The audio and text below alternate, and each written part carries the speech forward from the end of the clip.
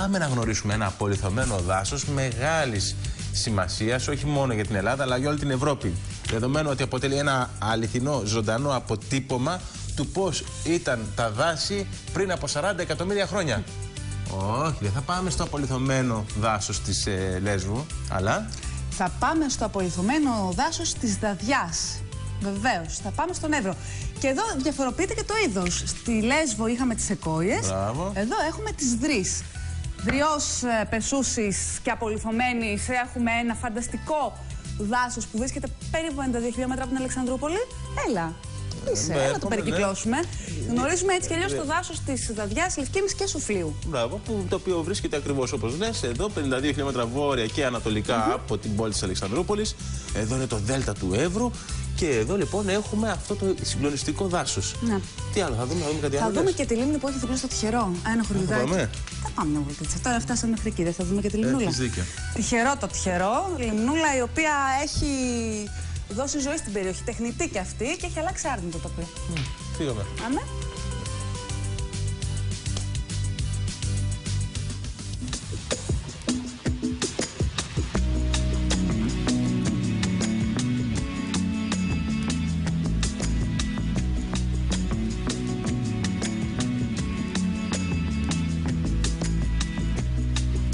Διαφορετικό κομμάτι του δάσους της Δαδιάς θα γνωρίσουμε σήμερα στο ύψος της Λευκήμης, αφού η επίσημη ονομασία είναι Εθνικό Πάρκο Δαδιάς Λευκήμης Σουφλίου.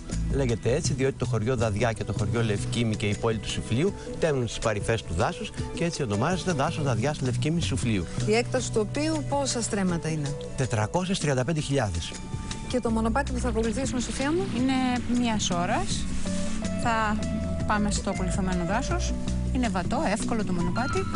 Για όλους τους περιπατητές. Για όλους. Λοιπόν, πάμε. Ξεκινάμε.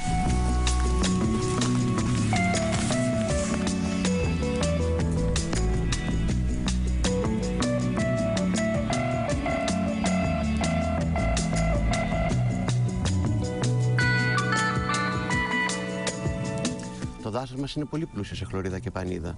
Έχει επίσης και σπάνια δένδρα, όπως είναι η μαυροπεύκη. Η σπανιότητά της εδώ πέρα και η ιδιαιτερότητά της είναι γιατί βρίσκεται σε χαμηλό υψόμετρο, δηλαδή 200 μέτρα. Αυτή είναι μια μαύρη πεύκη, είναι σαν να είναι κλαδεμένη. Και συνήθως ο μαυρόκηπος κάνει τη φωλιά του εκεί. Επειδή είναι επίπεδη η κορυφή. Επειδή είναι επίπεδη.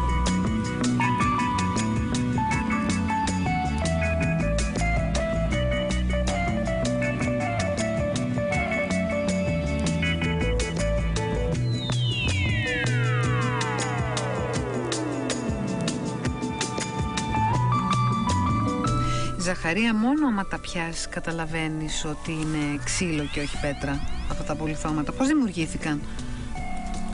Για να δημιουργηθούν τα απολιθωμένα, απαραίτητη προϋπόθεση είναι να υπάρχει ένα υλικό που θα τα σκεπάσει. Στη δικιά μας περίπτωση είναι ηφαίστειο. Το ηφαίστειο δεν βγάζει μόνο λάβα, αλλά βγάζει και ηφαιστειακή στάχτη και τέφρα.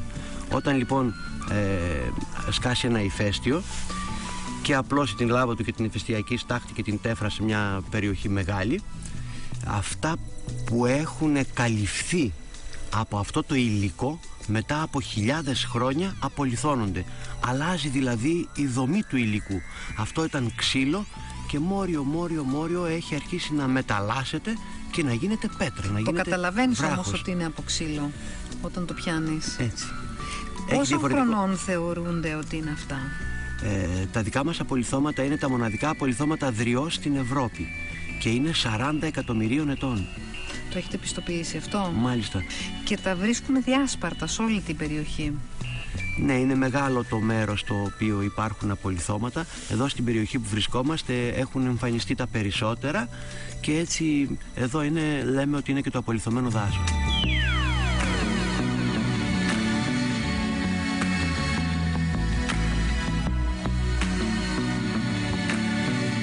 Σοφία, αυτό που κρατάς είναι το γνωστό ρίκι. Το λέμε και εμείς ρίκι, αλλά το λέμε και πυρένι. Είναι ντόπια ονομασία και φέρνουν οι μελισσοκόμοι τα μελίσια τους. Έχει και πολλά μανιτάρια η περιοχή.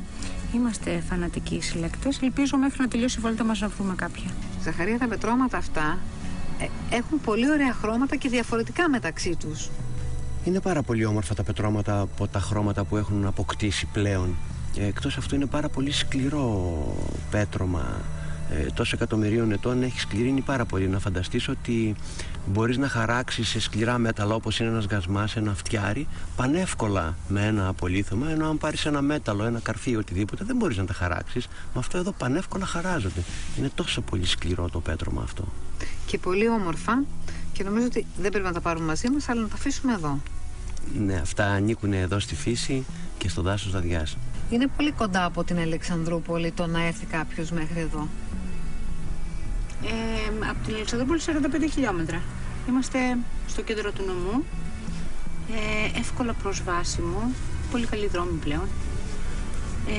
Έχει πολλά καταλύματα στην περιοχή, στην γύρω περιοχή για να μείνεις. Νομίζω ότι είναι έτσι, μπορείς να καλύψεις όλο τον νομό μένοντας εδώ. Υπάρχει αγροτουριστικό δίκτυο εδώ στο νομό? Στο νομό υπάρχει ένα αγροτουριστικό δίκτυο, το οποίο λέγεται Agrinet. Μπορούν να επισκέπτονται το ίντερνετ όσοι θέλουν στο agrinet.gr και εκεί θα βρουν αγροτουριστικά καταλύματα, μουσεία, εστιατόρια. Όποιος ασχολείται με τον αγροτουρισμό βρίσκεται μέσα σε αυτό το δίκτυο. Οφείλω να πω ότι είναι ένα υπέροχο μέρος όπου μπορείς να ηρεμήσεις, ένα μέρος παρθένο. Και έτσι σκοπεύουμε να το συντηρήσουμε, να είναι παρθένο το μέρος. Βέβαια σκεπτόμαστε να γίνει εδώ ένα ωραίο γεωπάρκο για να είναι πιο εύκολη η πρόσβαση στους επισκέπτες με κάποιον ξεναγό, αλλά πάντα με απόλυτο σεβασμό στη φύση και στο περιβάλλον. Τι άλλο μπορεί να δει ο επισκέπτης εδώ κοντά? Το δάσος μας στην καρδιά του μέσα έχει μια υπέροχη λίμνη. Είναι η λίμνη της Λευκήμης. Μακριά από εδώ? Μισή ώρα περίπου είναι ο χρόνος που μπορούμε να κάνουμε για να πάμε και αν έχεις χρόνο μπορούμε να πάμε να τη δούμε. Πολύ ευχαριστώ. Αυτή η λίμνη είναι τεχνητή?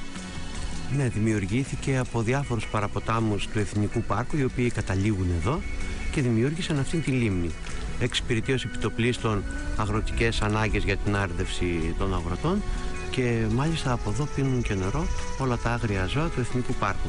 Βρισκόμαστε μέσα στο κέντρο του Εθνικού Πάρκου.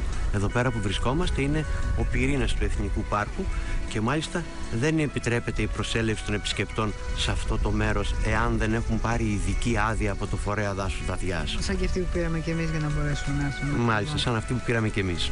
Υπάρχουν σηματοδοτημένα μονοπάτια στην περιοχή της Δαδιάς, δημιουργούνται τώρα κάποια και στην περιοχή της Λευκήμης για να εξυπηρετούν τις βόλτες που θέλουν να κάνουν οι άνθρωποι για να γνωρίσουν από κοντά το δάσος μας. Το οποίο από ό,τι κατάλαβα αγαπάτε αλλά και προσέχετε πάρα πολύ. Ακριβώς.